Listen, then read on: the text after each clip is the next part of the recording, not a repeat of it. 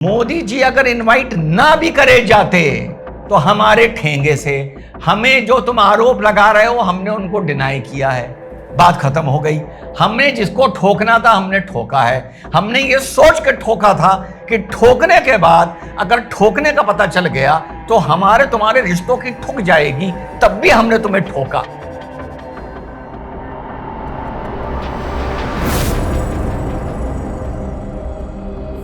Hello नमस्कार सत श्री अकाल अस्सलाम वालेकुम। कैसे हैं जनाब? सबसे पहले सभी मुसलमान बहनों और भाइयों को जिनकी ख्वाहिश थी हज पर जाना, उनका हज पूरा हुआ, उन लोगों को लाख लाख मुबारक। सब अपने अपने वतन खैरियत से लौटे और खुदा उनका हज कबूल करे। इसके बाद बात करते हैं धुआं धुआं की। पहले भैया धुआं धुआं हुआ सर्जिकल स्ट्राइक को लेकर, सिंदूर को। दूसरा धुआं धुआं हुआ शशि थरूर और सलमान खुर्शीद को लेकर। तीसरा धुआं धुआं हुआ जब अफवाह फैलाई गई पाकिस्तान की फेक न्यूज के चक्कर में पड़कर। समझ रहे हैं ना किसका धुआं धुआं हुआ?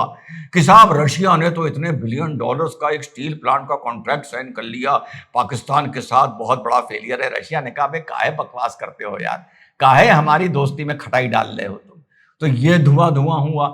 फिर कल दोपहर में धुआं धुआं हुआ चेनाब ब्रिज को लेकर, और कल शाम को धुआं धुआं हो गया G7 को लेकर। वैसे तो मैं टाइटल बनाना चाह रहा था G7 से लेके जी जली तक, पर सम्मान में बनाया नहीं तो टाइटल बना दिया G7 और धुआं धुआं।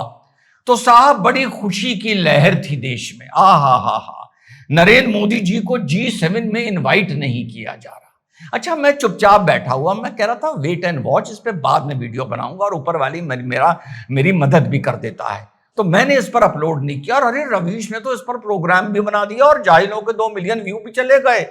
बड़ी खुशी का माहौल था कि चलो कहीं तो कुछ बेइज्जती हो रही है, फॉरेन पॉलिसी का नुकसान हो रहा है, फॉरेन पॉलिसी बर्बाद हो गई है। फॉरेन पॉलिसी से याद आया, ब्रिक्स की जो 11th पार्लियामेंट्री फोरम कमेटी की मीटिंग हुई है, उसने कलेक्टिव रेजोल्यूशन पास किया है जिसमें चाइना भी है, साउथ अफ्रीका भी है, रशिया भी है, इंडिया भी है, ईरान भी है, यूएई भी है, इजिप्ट भी है, against terror and against the incidents of April 22। Joint collective resolution pass हुआ है 11th parliamentary forum of BRICS में। अब उन्होंने कहा, भैया देखो हम किसी का नाम वाम नहीं लेंगे, तुम कूटना है कूटते रहो, बीच में थोड़ी पड़ रहे हैं, हम अप्रैल 22 की खंडन करते जा रहे हैं। खैर ये हो गया, यहां भी मान ले धुआं धुआं हुआ। अब उसके बाद साहब ये जो इनका बहुत बकवास करता है ना राम रमेश, ये साहब की ये क्या नाक कट गई, वो क्या नाक कट गई, और साहब बिल्कुल बर्बाद हो गए। तो मोदी जी कुछ बचा ही नहीं। अब मैं आप लोगों को बताता हूं कि G7 पहले चीज क्या है और भारत से किस तरह से लोग जलते हैं। ये आपको जिसने जो भी अवेयर पता होगा, शायद 1970 के आसपास जितने भी इंडस्ट्रियलाइज नेशन थे जिन्होंने स्वयं को डेवलप्ड मान लिया था, इसमें यूएसए आ गया, यूके आ गया, फ्रांस आ गया, जर्मनी आ गया, जापान आ गया, आपका कनाडा आ गया और इटली आ गया। इन लोगों ने एक इंडस्ट्रियलाइज नेशन का एक फोरम बनाया। बाद में इन्होंने ये तय किया कि यार हम इंडस्ट्रियलाइज नेशन ही आपस में बकबक करते रहेंगे तो हमें दुनिया में प्लेटफॉर्म कहां मिलेगा, हमें मंच कहां मिलेगा। तो इन्होंने तय करा कि बाहर से नेशंस को भी आप इनवाइट कर सकते हैं, जिनको इन्होंने नाम दे दिया G7+। G7 इनवाइट को लेके आप लोगों को बड़ी इंटरेस्टिंग बात बता दूं, ये कहा जाता है G7 में ने इनवाइट नहीं किया, जैसा कहा जा रहा था कल दोपहर तक, और बड़ी खुशी की लहर चल रही थी। तो साहब इसमें G7 इनवाइट नहीं करता है। बड़ी छोटी सी बात बता दूं, कोई कंट्री इनवाइट करे या किसी G7+ वाली कंट्री को इनवाइट ना करे, जो कंट्री होस्ट कर रहा होता है ये उसके ऊपर होता है, उसका प्रेरोगेटिव होता है कि वो किसको इनवाइट कर रहा है। यानी G7 कोई एक प्लेटफॉर्म नहीं है जो सब बैठ के तय करते हैं कि हमें इस समिट में किसको इनवाइट करना है और किसको नहीं करना है। बड़ी इंपॉर्टेंट चीज आप लोगों को बता दूं, 50th हुई थी इटली में जिसमें मोदी जी गए थे, लगातार जा रहे हैं, और इस बार जब नहीं गए तो साहब लोगों के खुशी की लहर आ गई। अब ये 51st हो रही थी कनाडा में, हो रही है एल्बर्टा में। अब ये तो बात तय है कि कनाडा की सरकार भले बदल गई है, ट्रूडो निज्जर को लेकर बहुत चिल्लाता रहता था, नई सरकार आ गई है, अनीता आनंद वहां की फॉरेन मिनिस्टर बन गई हैं, जयशंकर जी के लिए उन्होंने ट्वीट भी किया था, आपस में लोगों की वार्ता भी हुई है, नए प्राइम मिनिस्टर आ गए हैं मिस्टर मार्क।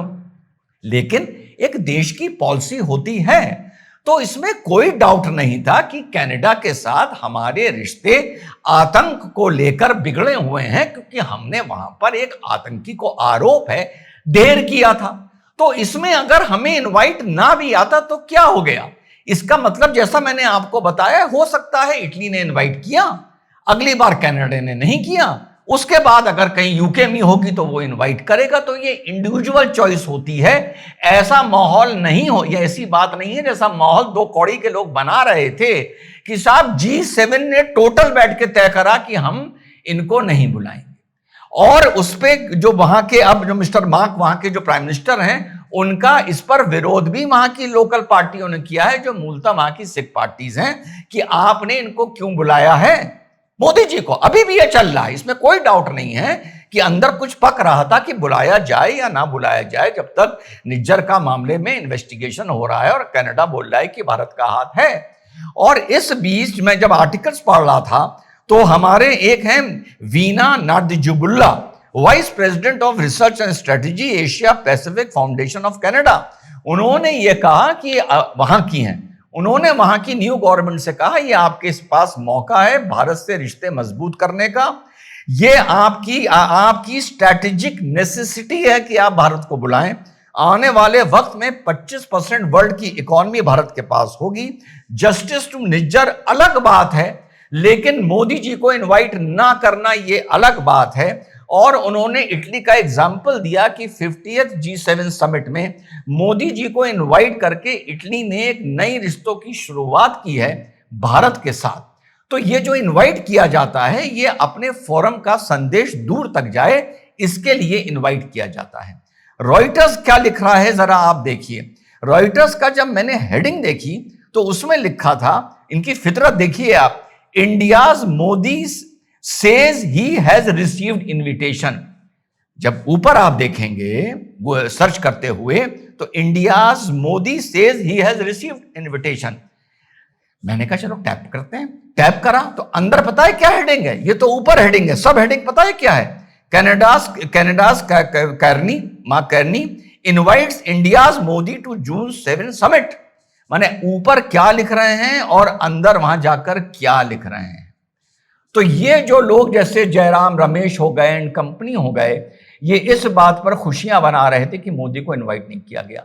कायदे से अगर आप देखें तो जो वीना नादजुबुल्ला ने कहा, जो vice president of research and strategy है, कि आपको भारत को इनवाइट करना चाहिए, भारत एक बढ़ती इकोनॉमी है। एज एन ऑपोजिशन पार्टी आप ये भी कह सकते हैं कि आप व्यक्तिगत प्राइम मिनिस्टर को ना देखें, पूरे देश को देखें, देश के मार्केट को देखें, कनाडा इंडिया के रिश्तों को देखें। हमारा ऑपोजिशन ये बात भी बोल सकता था। और इससे पहले जब ये इटली गए थे मोदी जी, तो यही जयराम रमेश बोल रहा था कि आप लोग तो ऐसा दिखा रहे हैं कि वहां मोदी जी को इनवाइट कर लिया गया तो बहुत बड़ी बात हो गई, 1 साल पहले। और अब बोल रहा है कि इनवाइट नहीं किया गया तो बहुत बड़ी बात हो गई, भारत की नाक कट गई। तो G7 को लेके मैंने बहुत संक्षेप में आप लोगों को बता दिया। मोदी जी अगर इनवाइट ना भी करे जाते तो हमारे ठेंगे से हमें जो तुम आरोप लगा रहे हो, हमने उनको डिनाई किया है, बात खत्म हो गई। हमने जिसको ठोकना था हमने ठोका है। हमने ये सोच के ठोका था कि ठोकने के बाद अगर ठोकने का पता चल गया तो हमारे तुम्हारे रिश्तों की ठुक जाएगी, तब भी हमने तुम्हें ठोका। तो रिश्ते खराब एक G7 से होते हैं तो होते रहे। कनाडा कौन सा बड़ा इकोनॉमिक पावर बनने जा रहा है? कनाडा को भी मार्केट चाहिए, टेरिफ वॉर के चलते अमेरिका से हटके उसको दुनिया में मार्केट ढूंढना है, और इंडिया से बेटर मार्केट उसको मिलेगा नहीं। तो ये बात वहां चल रही थी, इसमें कोई डाउट नहीं है। लेकिन वहां की गवर्नमेंट ने, वहां की पॉलिटिकल डिस्पेंसेशन ने ये तय करा कि नहीं भाई, निज्जर की बात चलती रहेगी, लेकिन मोदी जी को अगर अवॉइड करोगे तो नुकसान हो जाएगा। और उनका ये सोचना था कि यहां पर यार ये 1 महीने में कितने धुआं हो गए, मुझे तो समझ ही नहीं आ रहा, कुछ बचेगा भी या नहीं आगे धुआं होने के लिए। मोदी जी जरा बस करो और फिर बता दो, मोदी जी जाए ना जाए, भारत के वर्चस्व पर इसका कोई फर्क नहीं पड़ता, इनवाइट हो ना हो इसका कोई फर्क नहीं पड़ता। जय हिंद, वंदे मातरम, खुदा हाफिज।